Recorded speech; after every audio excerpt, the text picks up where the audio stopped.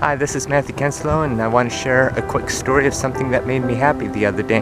I just got a haircut, and then across the street I went into Starbucks, and while I was waiting, a couple of ladies came in, and one had to use the restroom, so she did, and she was doing so, I just, pulled out my book and everything, just started to flip through the pages, just because there's nothing to do, and that awkward moment where you're just standing there and you don't know if anyone's looking at you or not. So I just looked down at my book, and the other lady asked me, "What am I reading?" And I said, "Oh, Juggling the Issues Living with Asperger Syndrome." She's like, "What? What's Asperger Syndrome? Never heard about it before." And so I get to tell her about what autism is, Asperger's, and she was concerned that it was fatal. She never heard about it before. And I said, "No, it's in the mind." So then I looked down and took a deep breath and said, I'm not sure how you would take this, but I'm actually the author of this book. So I briefly pulled down my mask and show her and all that, and she just went wild. She just couldn't believe. That was the time when her friend came out and said,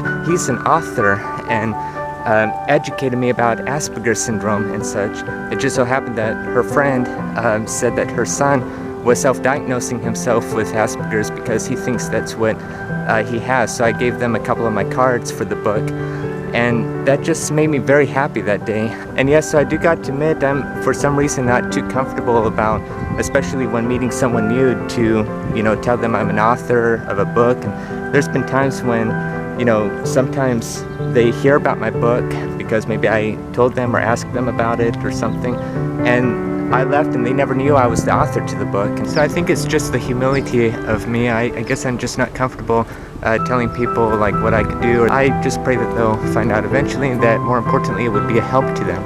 Well, anyway, have an excellent day.